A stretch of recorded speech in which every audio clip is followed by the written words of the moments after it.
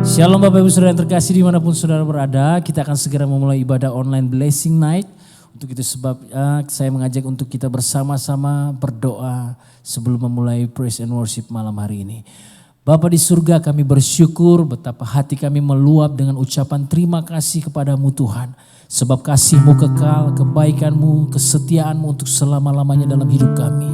Kami mengalami hari demi hari, waktu lepas waktu semuanya Tuhan. Tanpa Tuhan kami tidak bisa berbuat apa-apa. Terima kasih buat segala yang terbaik yang sudah Tuhan kerjakan dalam hidup kami. Bahkan yang akan Tuhan kerjakan dalam hidup kami. Sebab itu Tuhan, malam ini kami siapkan hati kami, tubuh, jiwa dan roh kami untuk memuji dan menyembah Engkau. Biarlah nama Tuhan dimuliakan, nama-Mu yang disenangkan. Terima kasih Bapa. Dalam nama Yesus kami berdoa dan mengucap syukur. Haleluya. Amin.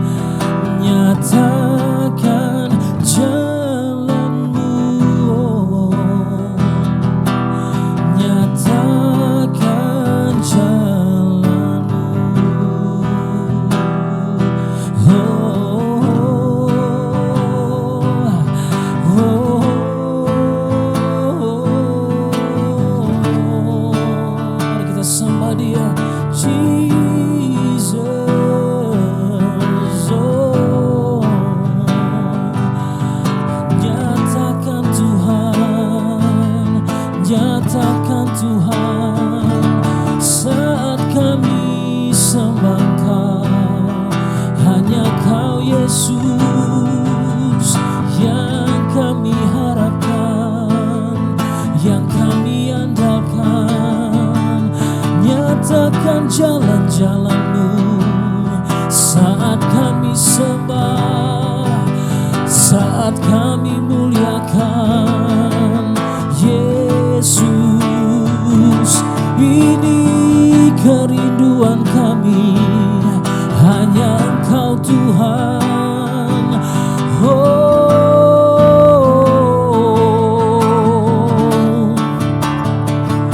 Yesus Tuhan, haleluya, kami menyembah-Mu. Oh, kami muliakan, kami tinggikan, layak dipuji disembah. Kau Raja yang berkuasa, Yesus Tuhan.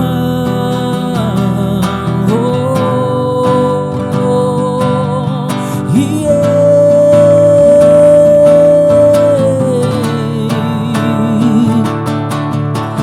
layak dipuji disembah. Kaulah yang bertata dulu, sekarang dan selamanya. Raja atas segala raja, nama-Mu besar termulia.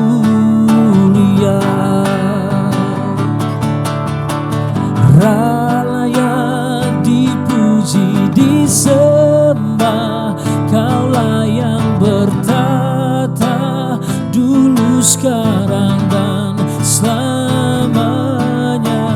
Raja segala raja, nama-Mu besar termulia.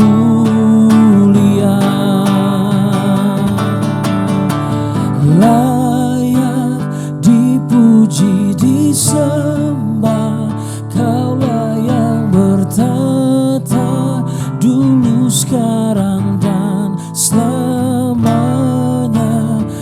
Raja atas segala raja, nama-Mu besar termulia.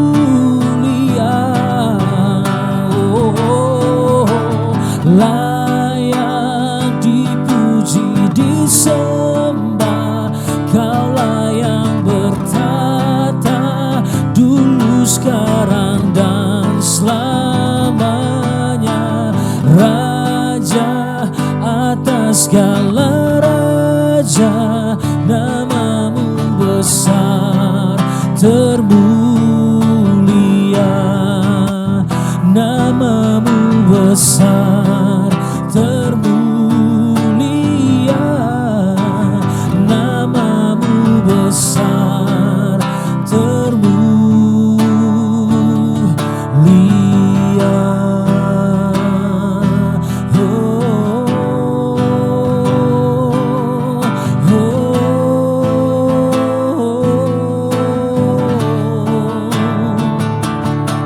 Kau termulia,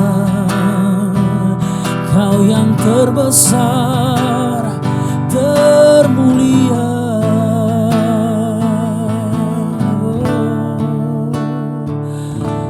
Raja segala raja, Yesus Tuhan. Terima kasih Tuhan, boleh memuji dan mengagungkan Engkau malam ini. Biarlah dari setiap hati kami murni keluar penyembahan yang sejati. Engkau menerima setiap persembahan kami, nyanyian kami, pujian kami. Bagimu segala puji, hormat, kemuliaan sampai selama-lamanya. Dalam nama Yesus Tuhan. Haleluya. Amin.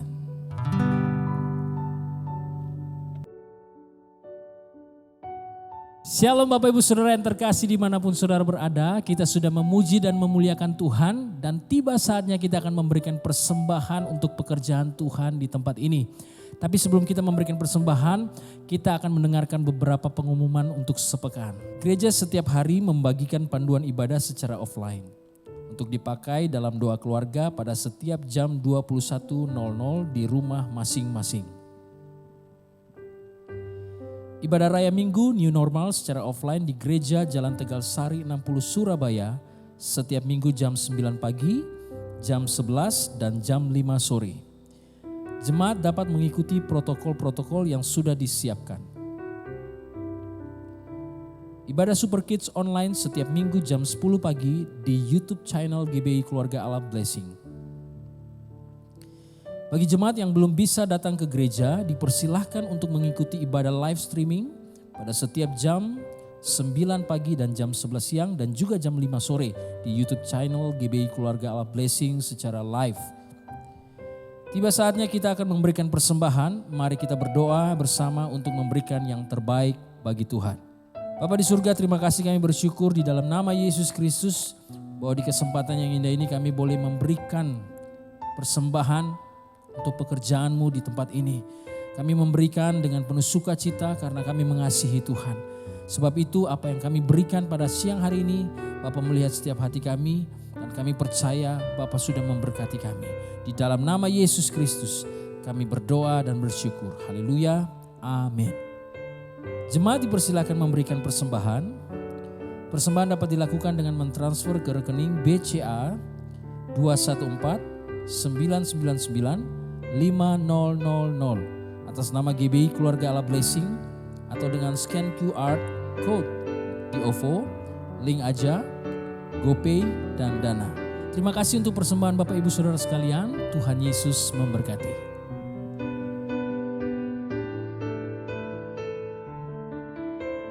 Kami mengucap syukur atas kebaikan-Mu yang sudah Engkau limpahkan dalam kehidupan kami. Sehingga hari ini kami dapat mendengarkan kebenaran firman-Mu. Kami dapat dikuatkan melalui kebenaran firman-Mu. Itu semua karena anugerah dan kebaikan-Mu Tuhan. Biarlah Engkau berkati pemberitaan firman Tuhan pada Blessing Night pada malam hari ini. Biarlah Engkau urapi hamba-Mu yang menyampaikan kebenaran firman Tuhan. Supaya apapun yang keluar dari lidah bibir hamba-Mu Tuhan, itu semuanya adalah daripada Roh Kudus yang dapat menguatkan setiap kita, yang dapat membuat setiap kita semakin mengerti tentang damai sejahtera yang daripada-Mu Tuhan.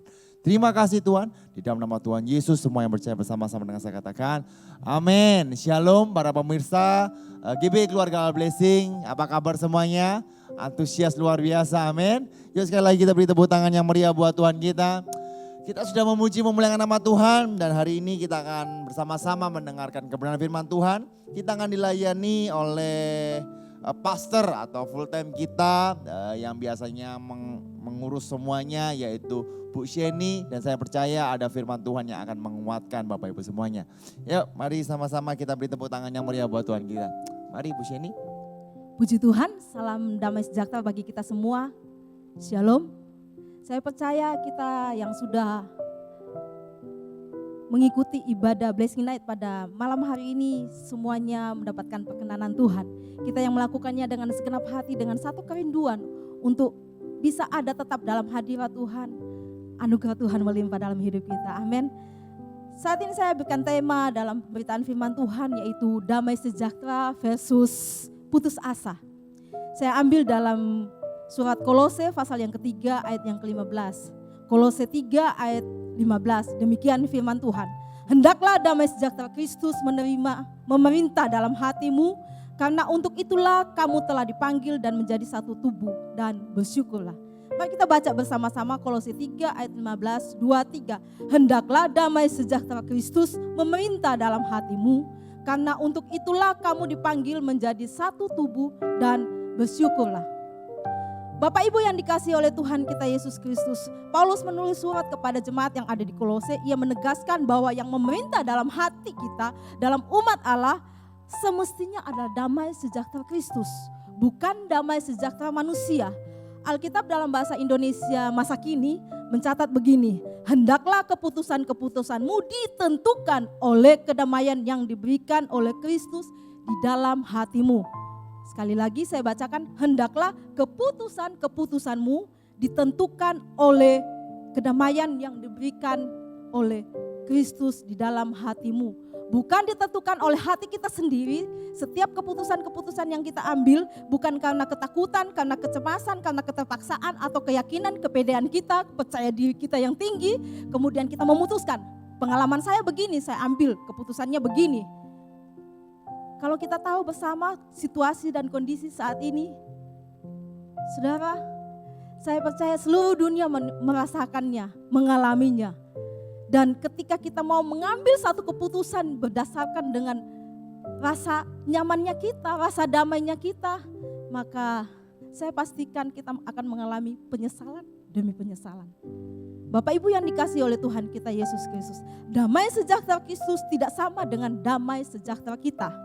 Kita merasa nyaman belum tentu itu adalah damai sejahtera yang dari Tuhan. Bisa aja karena kita merasa percaya diri, saya sanggup melakukannya, maka kita mengambil keputusannya. Tidak seperti itu. Mungkin kita merasa sanggup. Kita merasa, oh ini benar-benar sudah Tuhan yang katakan. Mari kita mau cek lagi. Apakah itu benar-benar keputusan yang kita ambil adalah sesuai dengan apa yang Tuhan kehendaki dalam kehidupan kita. Bukankah saat ini tidak ada kepastian dalam setiap situasi yang kita lihat. Hari ini kita lihat damai gitu ya. Tahu-tahunya malamnya terjadi goncangan yang luar biasa. Bahkan kalau kita lihat ada banyak yang mengalami kehilangan situasi yang saat ini kita hadapi. Ada yang kehilangan usaha, ada yang kehilangan pekerjaan, ada yang kehilangan keluarga yang dikasihinya. Banyak yang kita alami kehilangan-kehilangan dalam kehidupan kita. Kita tidak tahu apa yang terjadi dalam kehidupan kita. Itu sebabnya mari kita mau benar-benar minta petunjuk Tuhan. Apa yang Tuhan mau dalam kehidupan kita. Kenyataan yang tidak bisa kita pungkiri adalah dampak yang semakin menjadi ya. Bukan semakin mereda tapi semakin menjadi. Setiap orang pasti mengalami ketakutan, kecemasan, bahkan kebosanan. Anak saya mengikuti kelas online waktu awal-awalnya bulan Juli kemarin. Bahkan waktu masih sebelumnya ya, bulan Maret itu dia masih semangat. Kemudian ada jeda libur tahun ajaran. Kemudian masuk lagi tahun ajaran baru, itu masih semangat karena ketemu teman yang baru gitu ya. Kebetulan anak saya masuk dari SD masuk ke SMP, ada beberapa temannya yang baru, yang bisa kenalan gitu, masih semangat. Tapi hari ini dia sudah katakan, mama bosan, jenuh. Ibu-ibu di rumah, mungkin kita menghadapi anak-anak yang sudah mulai jenuh mengikuti kelas online. Saya punya 2 anak, yang satu SMA kelas 3, SMK kelas 3, yang kedua SMP kelas 1. Saya melihat 2 karakter yang berbeda, dengan kebosanan yang berbeda.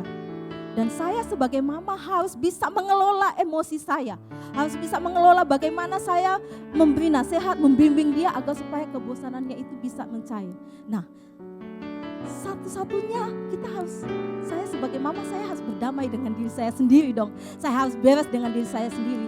Ada orang mengatakan kalau diri sendiri tidak happy, gak mungkin orang di sekitarnya happy.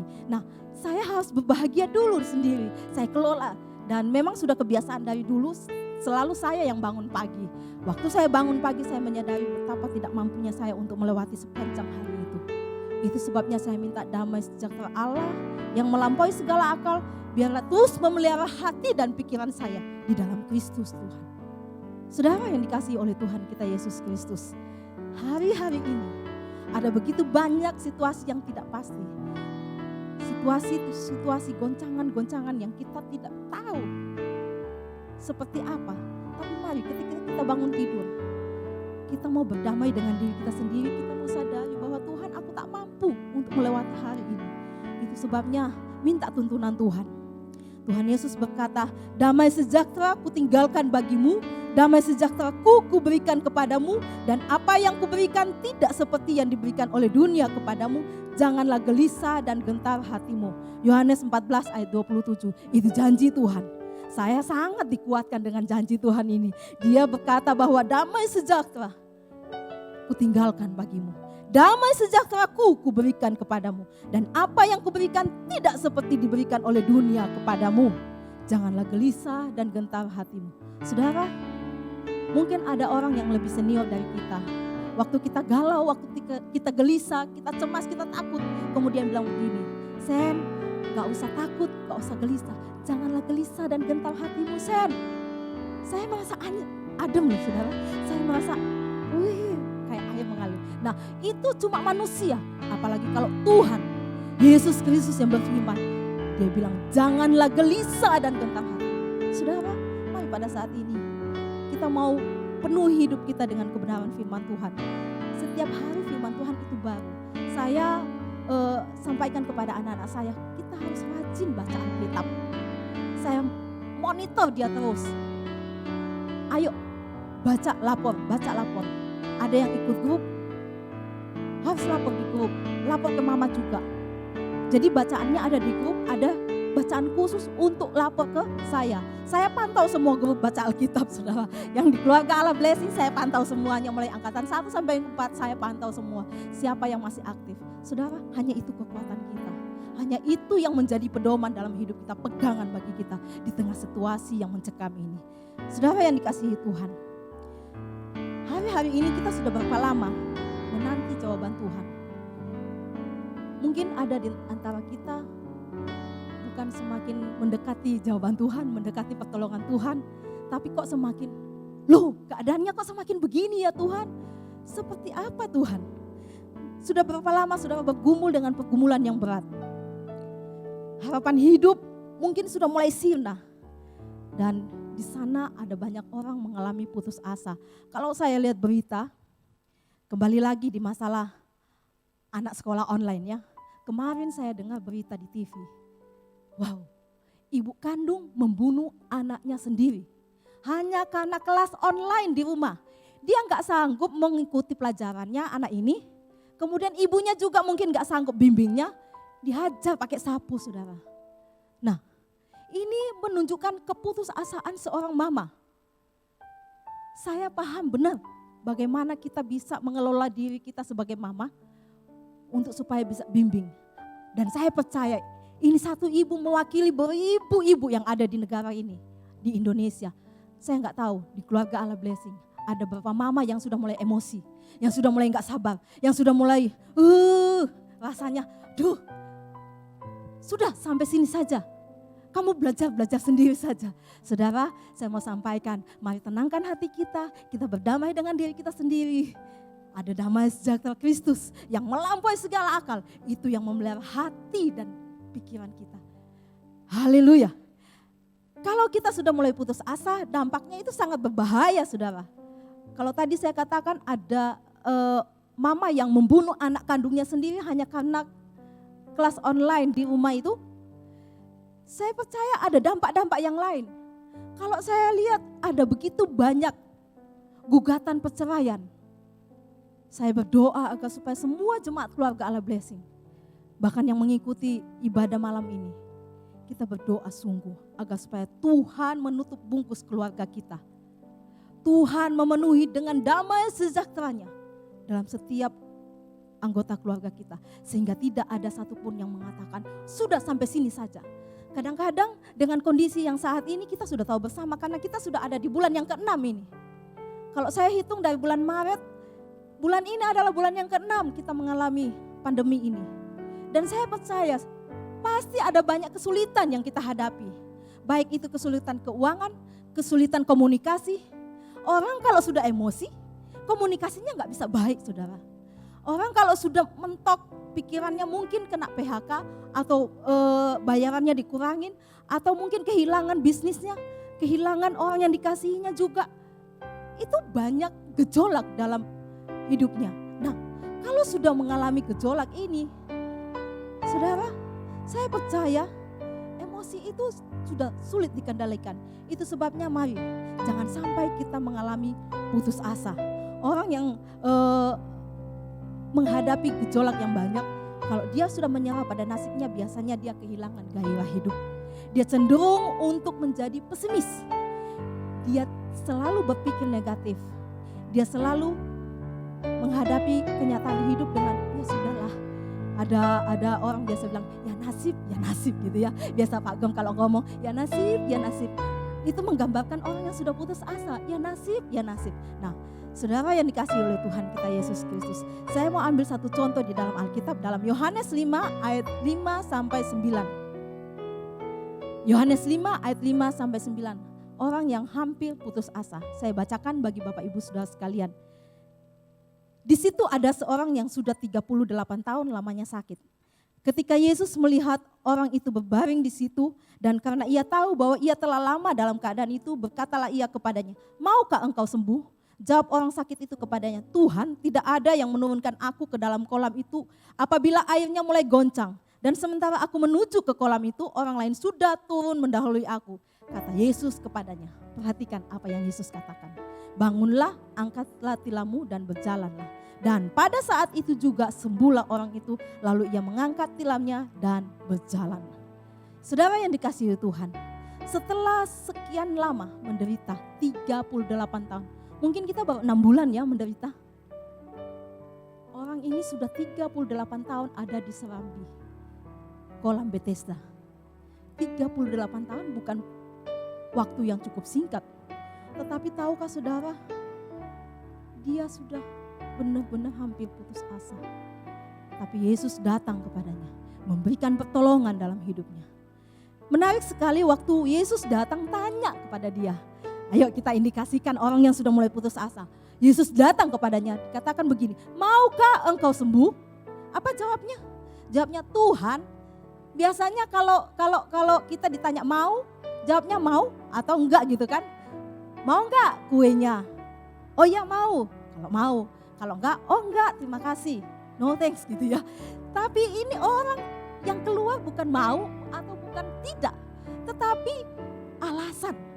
Orang yang sudah mulai putus asa, kehilangan gairah hidup, semangat hidup, terlalu dikungkung dengan permasalahan. Jawabannya itu banyak, alasan. Terlalu banyak alasan. Nah, kita perhatikan orang sakit ini yang sudah 38 tahun.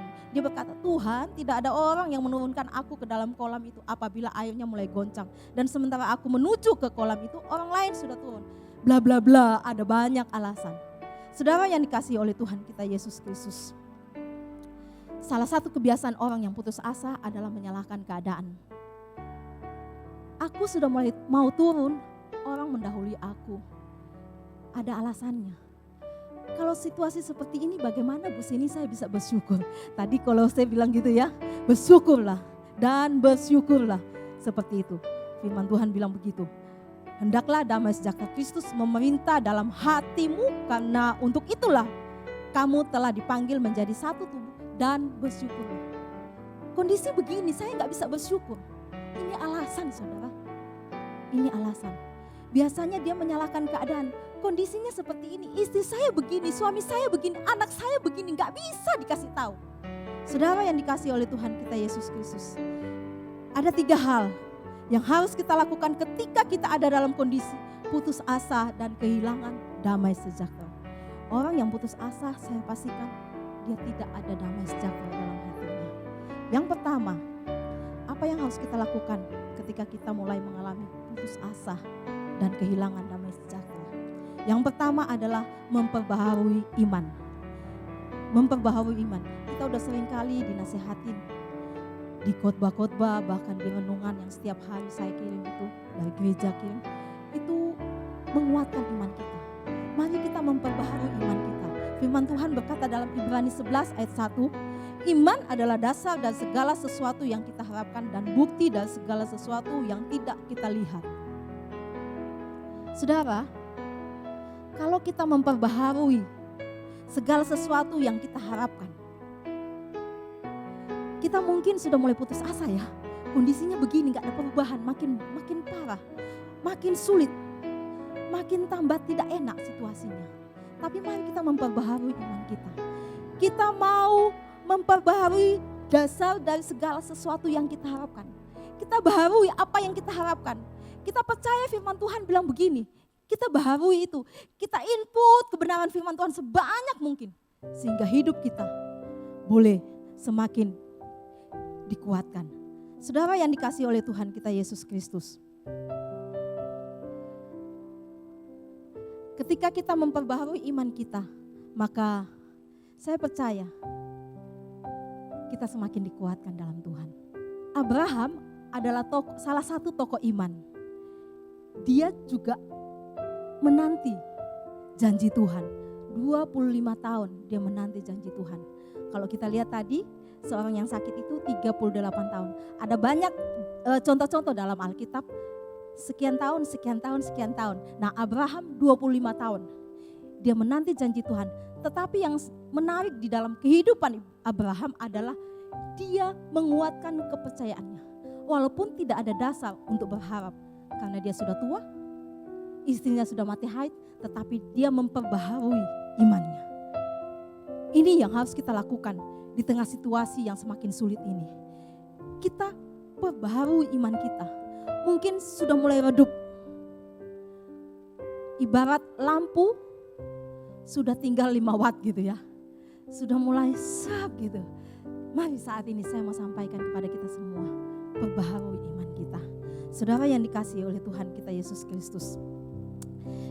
Ketika kita memperbaharui iman kita, itu akan melahirkan pengharapan dan pengharapan akan menguatkan iman kita sebagai satu mata rantai.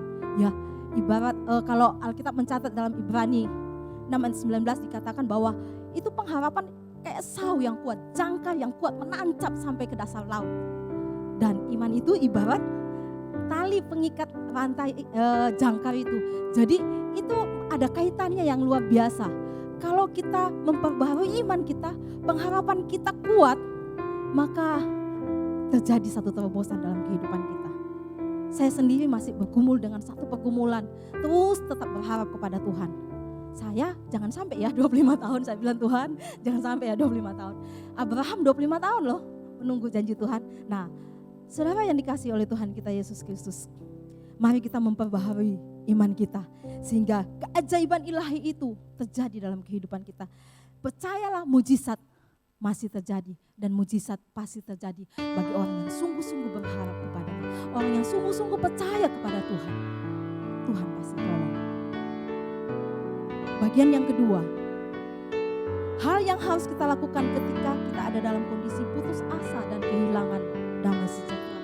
Jangan khawatir. Kekhawatiran ini seringkali membunuh iman. Kalau saya bilang pembunuh iman itulah kekhawatiran. Kalau kita khawatir, itu imannya turun. Saya baca di dalam Filipi 4 ayat yang ke-6, firman Tuhan berkata begini. Janganlah hendaknya kamu khawatir tentang apapun juga, tetapi nyatakanlah dalam segala hal keinginanmu kepada Allah dalam doa dan permohonan dengan ucapan syukur. Kita tidak boleh khawatir supaya kita tidak putus asa dan mengalami damai sejahtera. Jadi kalau saya bilang temanya damai sejahtera versus putus asa, nggak bisa ketemu. Orang damai, orang putus asa itu nggak bisa menikmati damai sejahtera Kristus. Sebaliknya orang yang menikmati, yang mengalami damai sejahtera Kristus, nggak ada kamus putus asa. Manusiawi kita mengalami kecemasan, manusiawi kita mengalami kekecewaan. Tetapi kalau sampai putus asa, saya pastikan tidak ada damai sejahtera Kristus dalam hidupnya. Itu sebabnya kita tidak boleh khawatir. Saat ini ada banyak orang yang terbelenggu dengan kekhawatiran. Kekhawatiran membelenggu hidupnya sehingga dia tidak bisa melihat sinar kemuliaan Tuhan. Tuhan bilang jangan kamu khawatir. Yesus katakan jangan kamu khawatir. Burung di udara Tuhan pelihara, bunga di padang Tuhan hiasi. Kita ini anak-anaknya. Mari kita mau pandang Tuhan. Dia Allah yang sangat-sangat mengasihi kita. Dia Immanuel, Allah beserta kita, sekaligus dia Allah pemelihara hidup kita. Dia sangat mengasihi kita, gak boleh khawatir. Yang ketiga, apa yang harus kita lakukan ketika kita ada dalam kondisi putus asa dan kehilangan damai sejahtera? Yang ketiga adalah menjaga perkataan. Saudara yang dikasihi oleh Tuhan kita Yesus Kristus. Firman Tuhan dalam 1 Petrus 3 ayat 10 mengatakan begini. Siapa yang mau mencintai hidup dan mau melihat hari-hari baik, ia harus menjaga lidahnya terhadap yang jahat dan bibirnya terhadap ucapan-ucapan yang menipu. Saya teringat dengan Imam Sakaria. Imam Sakaria ini sudah tua. Dia adalah suami Elizabeth. Elizabeth ini adalah kerabat Maria. Mungkin setiap Natal kita dengar cerita ini. Tetapi tahukah saudara ada kisah yang menarik dalam kehidupan Sakaria. Waktu malaikat datang kepadanya memberitahukan bahwa ada kabar gembira untuk dia dan istrinya yang sudah lama menanggung aib. tidak punya anak. Dia tidak percaya, masa bisa? Dan saya tertarik dengan kejadian ini. Zakaria dibuat bisu. Saudara, apa maksudnya? Dia harus menjaga perkataannya. Kadang-kadang Tuhan bisa melakukan hal yang tidak kita harapkan. Kenapa saya jadi bisu? Katanya ada kabar gembira. Nah, itu sampai lama loh. Alkitab mencatat dia sampai lama ada di ruang Maha Kudus itu berhadapan. Itu tugas imam untuk menyampaikan segala keluhan jemaat umat Tuhan. Lama dia, yang tidak seharusnya waktunya dia masih ada di dalam sana. Dan dia keluar dengan bisu. Saudara yang dikasih oleh Tuhan kita Yesus Kristus, Alkitab berkata siapa yang mau mencintai hidup dan mau melihat hari-hari baik, ia harus menjaga lidahnya terhadap yang jahat dan bibirnya terhadap ucapan-ucapan yang menipu. Yakobus 3 ayat 6 sampai 8 berkata begini. Lidah pun adalah api yang merupakan suatu dunia kejahatan dan mengambil tempat di antara anggota-anggota tubuh kita sebagai sesuatu yang dapat menodai seluruh tubuh dan menyalakan noda kehidupan kita. Sedang ia sendiri dinyalakan oleh api neraka. Ayat 8, tetapi tidak seorang pun yang berkuasa menjinakkan lidah. Ia adalah sesuatu yang buas. Perhatikan, tak terkuasai dan penuh racun yang mematikan. Dia buas, beracun dan mematikan. Kalau kita tidak menjaga perkataan kita, tidak menjaga lidah kita, kita akan keluar sungut-sungutan. Mulai perkataan kita keluar dengan tidak terkendali. Kita akan berkata, biasa orang tadi saya katakan orang yang sudah mulai putus asa itu menyalahkan orang lain, menyalahkan lingkungan, menyalahkan keadaan, bahkan menyalahkan Tuhan. Dengan mulut, jaga lidah kita. Amsal berkata dalam Amsal 18 ayat 20 sampai 21, perut orang dikenyangkan oleh hasil mulutnya, ia dikenyangkan oleh hasil bibirnya. Perhatikan ayat 21, hidup dan mati dikuasai lidah, siapa suka menggemakannya akan memakan buahnya. Ada banyak kita sudah tahu bersama akibat orang yang ngumbar perkataan yang tidak baik, dia menikmati akibatnya. Saya simpulkan, 3 hal yang harus kita lakukan ketika kita adalah dalam kondisi putus asa dan kehilangan damai sejahtera. Yang pertama, kita harus memperbaharui iman kita. Yang kedua, kita tidak boleh khawatir. Dan yang ketiga, kita harus menjaga perkataan kita. Jika Tuhan Yesus menjadi Allah kita. Saya kasih quotes ya. Saya senang dengan Thomas Watson ini, dia berkata begini. Jika Tuhan Yesus menjadi Allah kita, dia akan memberi kita kedamaian dalam kesukaran. Ketika ada badai di luar kita, dia akan membuat damai di dalam kita. Dunia dapat menciptakan masalah di tengah kedamaian. Tetapi Allah dapat menciptakan kedamaian dalam kesukaran. Kita harus pegang ini. Allah dapat menciptakan kedamaian dalam kesukaran. Mungkin dalam hidup kita mengalami kegelapan, kesukaran. Tapi percayalah, Allah sanggup menciptakan kedamaian. Saya tutup dengan satu ayat yaitu Yohanes 16 ayat 33. Yohanes 16 ayat 33, firman Tuhan bilang begini. Ini Yesus yang katakan ya. Yohanes 16 ayat 33, semuanya itu kukatakan kepadamu supaya kamu beroleh damai sejahtera dalam aku. Dalam dunia kamu menderita penganiayaan, tetapi kuatkanlah hatimu. Aku telah mengalahkan dunia. Haleluya.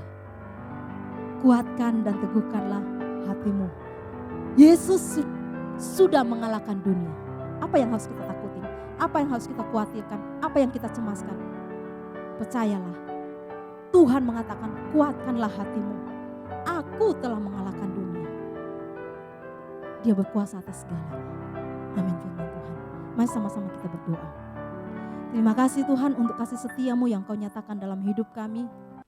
Pada kesempatan ini kami boleh menyadari bahwa kami tidak bisa hidup tanpa damai sejahtera-Mu. Dan itu sebabnya biarlah damai sejahtera Allah yang melampaui segala akal terus memelihara hati dan pikiran kami dalam Kristus Tuhan. Saat ini bahkan sampai selama-lamanya. Biarlah perkenanan-Mu itu Tuhan nyata dalam kehidupan kami. Sehingga kami boleh menikmati damai sejahtera itu terus menerus. Tidak 1 hari, tidak 2 hari, tapi terus menerus. Kami mau memperbaharui iman kami. Kami mau buang kekhawatiran dalam hidup kami, dalam hati dan pikiran kami. Kami mau jaga perkataan kami untuk hidup sesuai dengan kehendak-Mu. Terima kasih Bapa. Di dalam nama Tuhan Yesus Kristus kami berdoa. Haleluya. Amin. Haleluya, Bapak Ibu diberkati lewat firman Tuhan, amin. Mari kita beri tepuk tangan yang meriah buat Tuhan kita.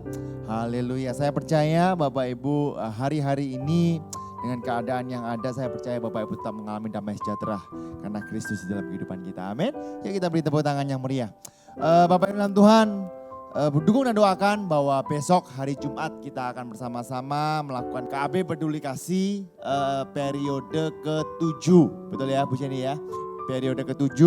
Jadi kita akan tetap membagi berkat untuk hamba-hamba Tuhan. Dan bagi Bapak Ibu yang rindu ambil bagian untuk KB Peduli Kasih periode ke-7, Bapak Ibu dapat mentransfer ke rekening berikut ini dengan disertakan berita KB Peduli Kasih. Kita akan salurkan untuk mereka hamba-hamba Tuhan. Sekian, saya rasa nggak ada yang lain. Kita akan menerima berkat daripada Tuhan. Mari angkatlah kedua tanganmu, terimalah dengan iman percaya. Sekarang terimalah berkat dari Bapa yang berlimpah-limpah, kasih sukacita dari Allah anak yang tak berkesudahan.